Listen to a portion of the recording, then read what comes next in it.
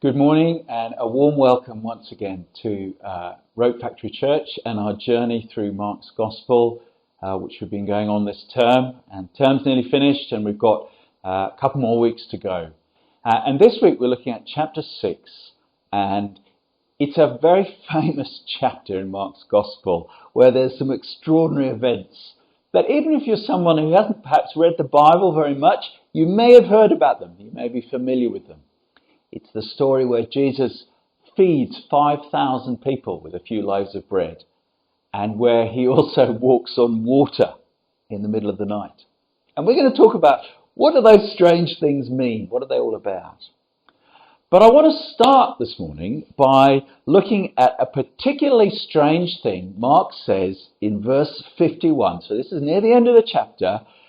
And our gospel writer Mark says this about Jesus' disciples.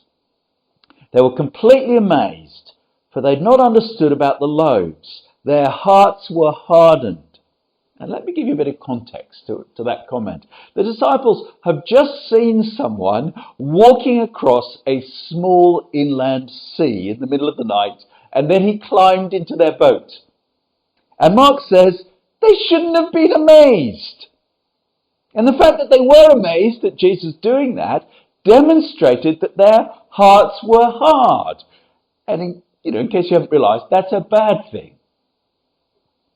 And Mark says, look, if they'd understood about the loaves, if they've understood Jesus' miracle that he'd done earlier that afternoon, where he'd fed 5,000 people with a few loaves of bread, they wouldn't have been surprised by Jesus walking across the sea in the middle of the night.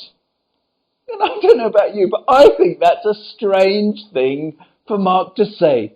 It should have seemed normal to see a man walk across the sea.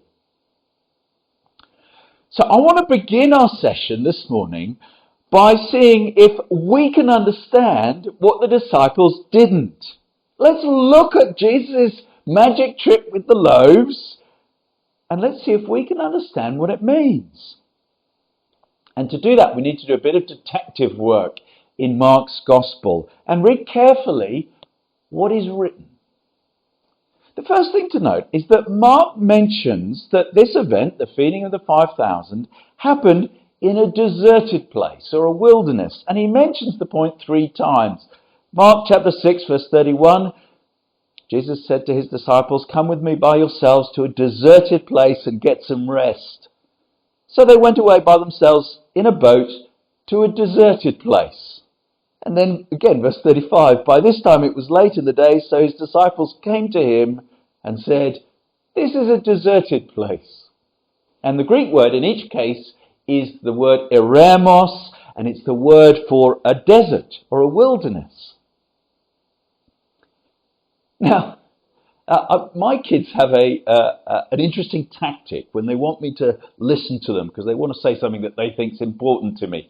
Because I confess, unlike every other dad in the world, I'm not always the most alert person in the world when it comes to listening to my children. And when they want to get my attention, they have a very simple tactic. They just repeat their point again and again and again and again until Dad actually listens. And that's their way of saying, "Dad, this is important, listen to me." And I think that's what Mark's doing here. He's saying, have you noticed this happened in a desert or a deserted place? Let me repeat that, because it's important. The next obvious thing to notice is that after Jesus has led his disciples and this huge crowd of people out into the desert, there is a crisis about food.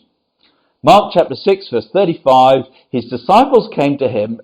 "This is a deserted place," they said, "and it's already very late. Send the people away so that they can go to the surrounding countryside and villages and buy themselves something to eat." But Jesus answered, "You give them something to eat." And they said to him, "That would take more than half a year's wages, $30,000 or $40,000. You can feel like the disciples are clearly on edge. It's a big crowd, they're very hungry. Jesus doesn't seem to be too worried about it. Now, at this point, if you've read the Bible at all, what's happening here might suddenly begin to sound a little bit familiar. And in case it doesn't, let me remind you. I don't know if you've ever read the book of Exodus in the Bible. It's the book, the Prince of Egypt story, that wonderful Disney movie or DreamWorks movie that most people have watched. That's all about the book of Exodus. If you go back and read the Bible's account of the Exodus, you'll remember that God led his people into the wilderness. After they left Egypt, he led them into the wilderness to a deserted place. And when they were in the wilderness, in the desert, they had a crisis about food. They didn't have anything to eat. And when you read the book of Exodus, there's this wonderful story about how God solved their problem for the next 40 years. He gave his people bread to eat in the desert miraculously. He gave them this rather special bread called manna. And this was a big moment in Israel's history. And every one of Jesus' disciples, and probably most of the people in this crowd of thousands of people, would have known this amazing, famous, foundational story in Israel's history.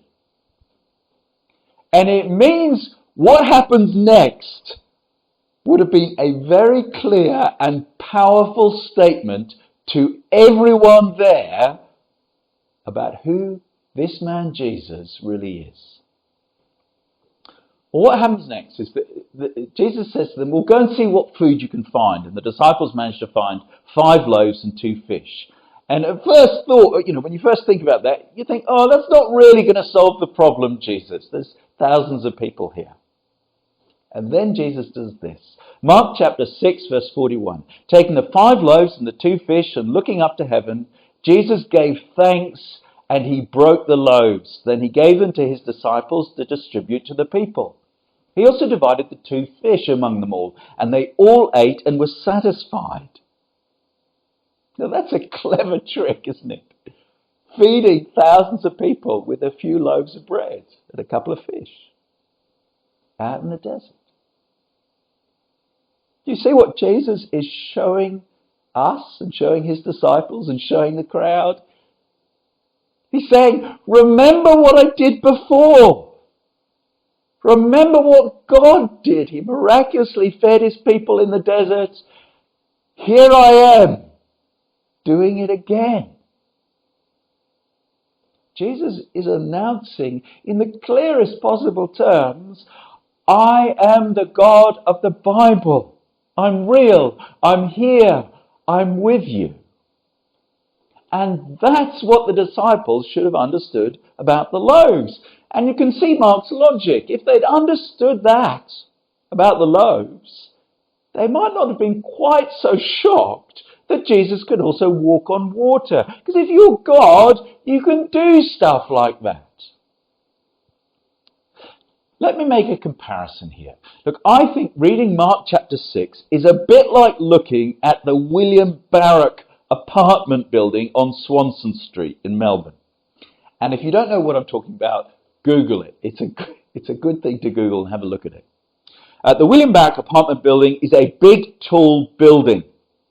And when you first look at it, you realise, hang on, what's going on here? There's something odd going on with those balconies that cover the whole front of one side of the building.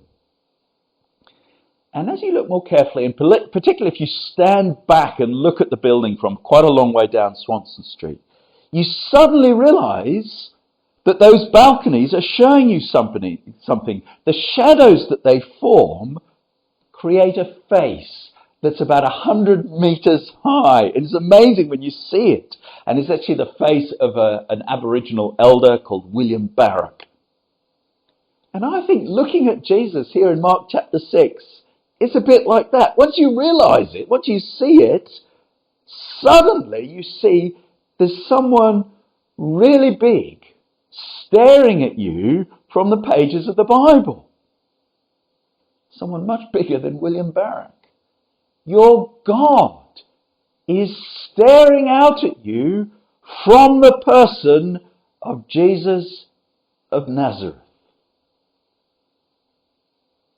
Isn't that extraordinary? Here is a man walking and talking, a human being like you and me, and yet at the same time he is announcing to the world, I'm your God. I'm here among you. And look, this dramatically affects how we understand Jesus and how we relate to him. Look, almost everyone in the world today, and historically this has almost always been the case, almost everyone is happy to give the man Jesus a great place of honour. Many people view him, people who wouldn't necessarily call themselves Christians, view him as a great Jewish rabbi. By others, he's seen as a great civil rights leader. Mahatma Gandhi was inspired by his teaching. Others view him as a great prophet, particularly if you're a follower of the Islamic faith. You view Jesus as a great prophet of God. But if that's all that we think Jesus is, then we, like the disciples, have not understood about the loaves. We haven't understood what Jesus showed us as he fed the 5,000 people in the desert. He's saying, I'm much, much more than those things. Something much more wonderful and much greater. I am your God. And look, here's a little challenge for those of us who are Christians. Even if we do acknowledge that Jesus is God, I think it's still easy for us to treat him like someone quite small and unimportant. You know, there are lots of important, urgent things going on in our lives. You know, we care a lot about our friends, we care a lot about our jobs, we care a lot about our families.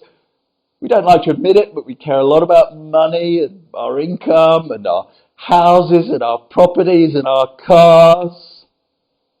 And in the midst of all those cares and pleasures and anxieties, it's very easy for Jesus to become a small person at the fringe of our life. And I think that is just a different way of not really understanding about the loaves, of being hard-hearted. We might say that Jesus is God, but as you actually look at our lives, we don't treat him like that. We don't really believe that he's the person in control of our lives. He is the one who gives us happiness, who gives us everything we have, who's in total control of our money, our friends, our houses. We don't treat him as God. Our life is not organized around him. Instead, we make him kind of fit in with our agenda in our lives. That's not the right way to treat the person who's God, who's more important than anything else in the world. Well, look, let's move on now, and I want to look at what happens next. And what Jesus does is he just makes the point even more clear as we read on. So after he's fed the 5,000 people in the deserted place, Jesus sends his disciples back across the Sea of Galilee in their boat, and he stays on the shore to pray late into the night. And then this happens. Mark chapter 6, verse 47, later that night, the disciples in their boat were in the middle of the lake, and Jesus was alone on the land.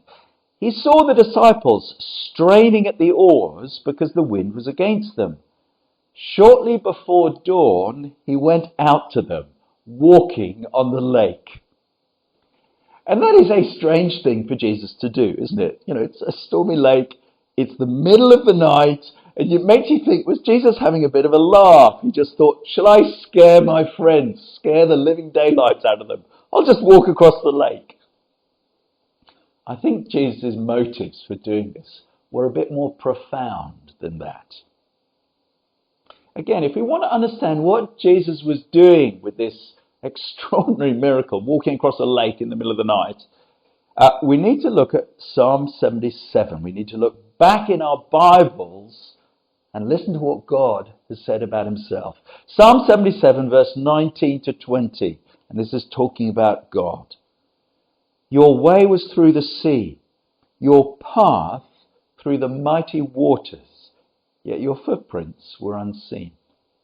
And that psalm, that song from the Bible, is again talking about the book of Exodus. And it's talking about the moment when God led his people miraculously through the Red Sea. And it uses this image of God walking along a path in the middle of the sea.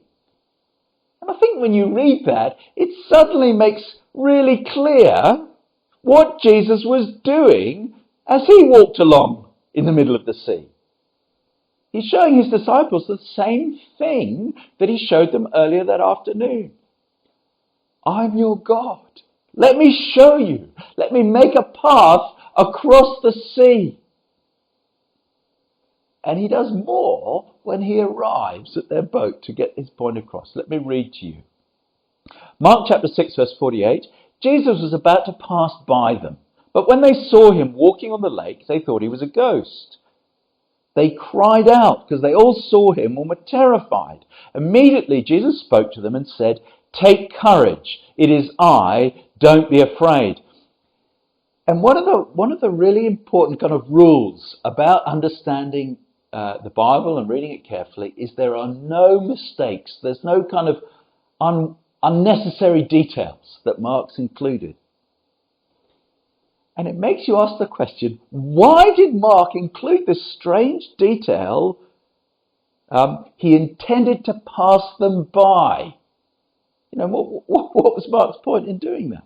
Was it just to sort of show us how slowly the disciples were rowing, that Jesus could actually walk past them in their boat and make them feel very inadequate? Is that why Mark included it?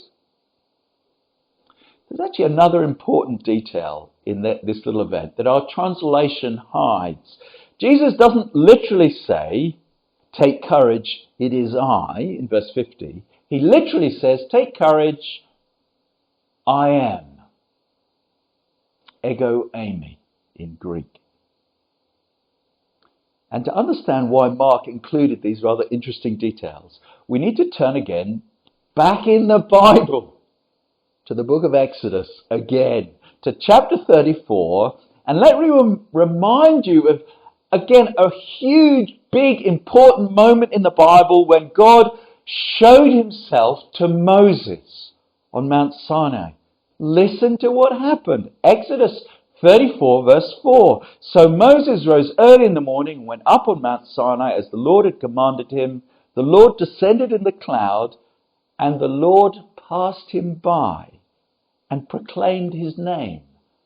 I am. I am. That was God's name in the scriptures, in the Bible. Yahweh.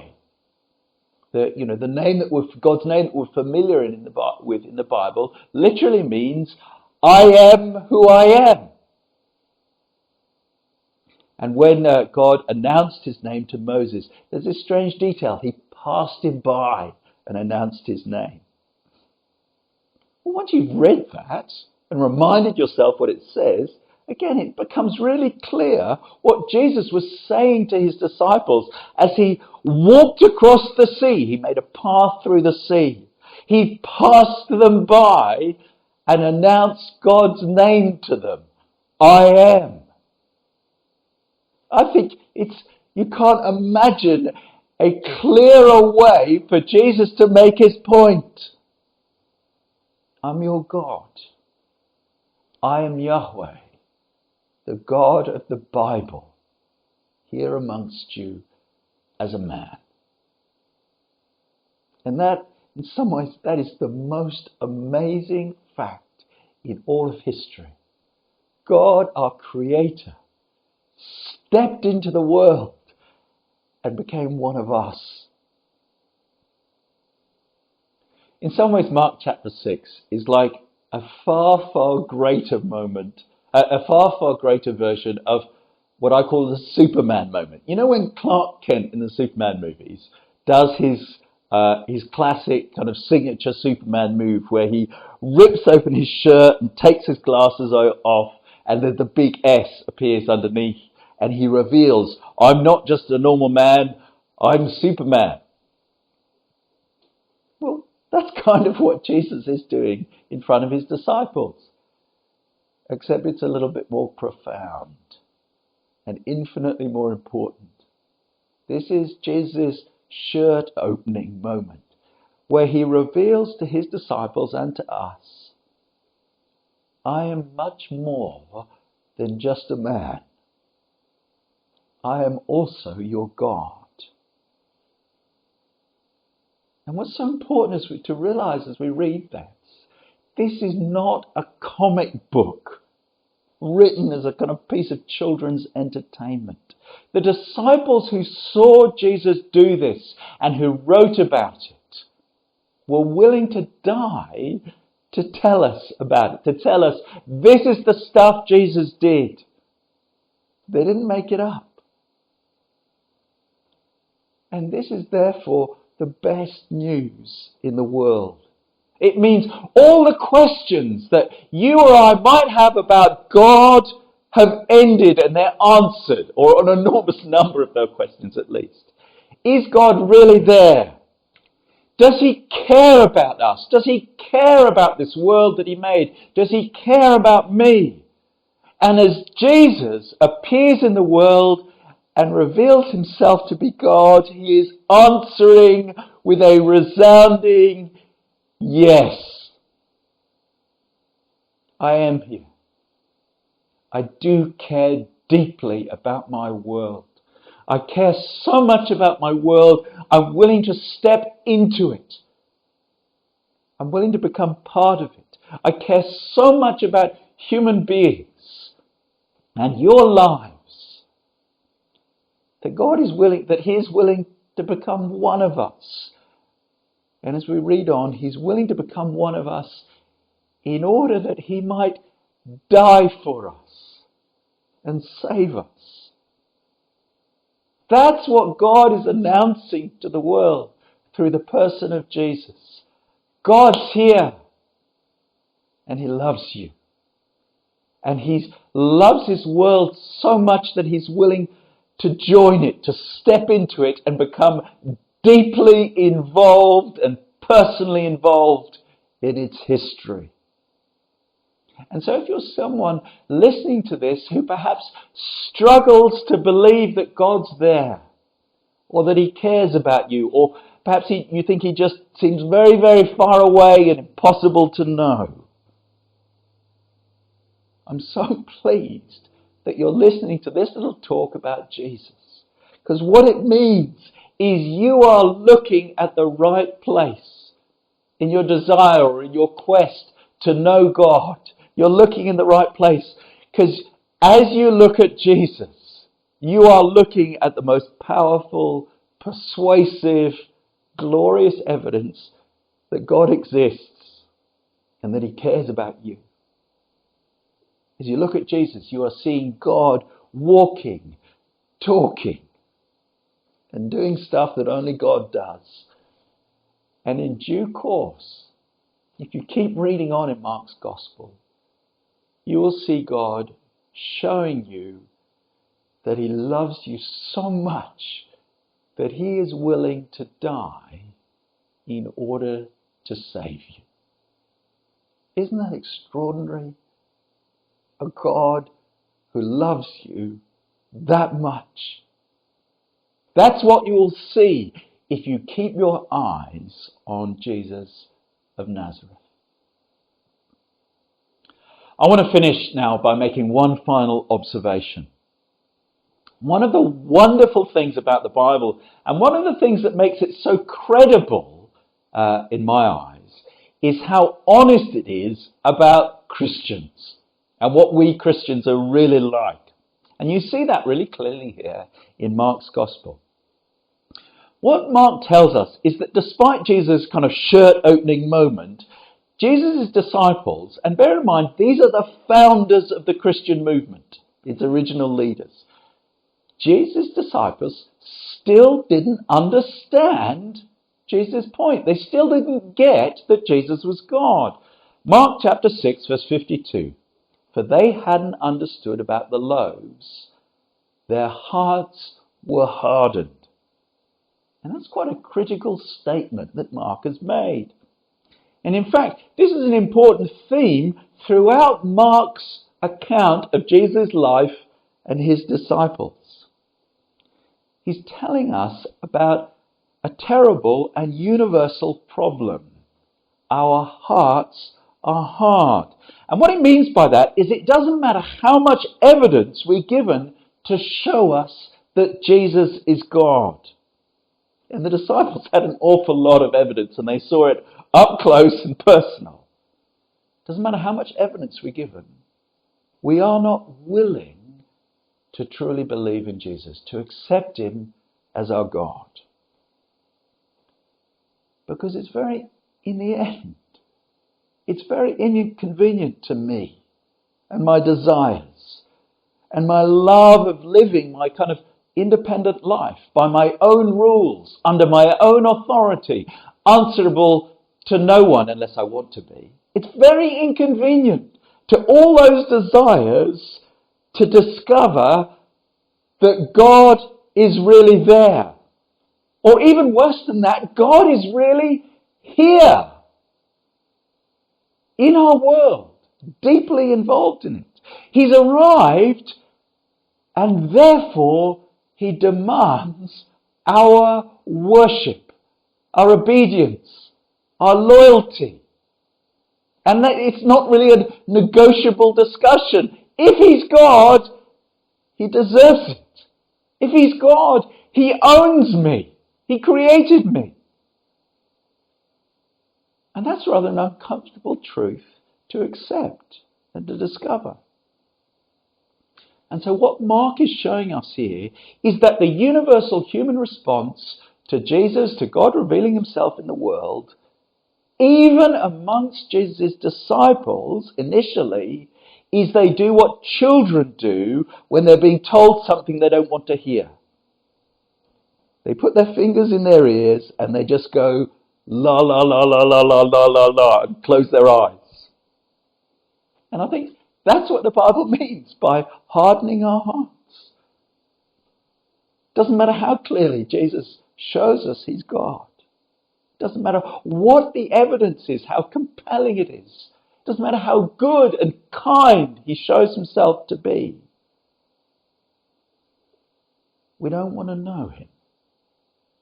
We don't want to accept him as our God.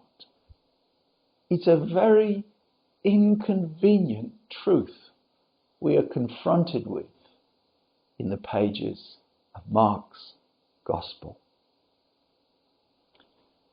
And what Mark is going to show us later in his book is that it will actually require a miracle from Jesus before anyone will believe in him, before anyone will accept his claim, backed up with all that evidence, that he is a divine person, God in our midst.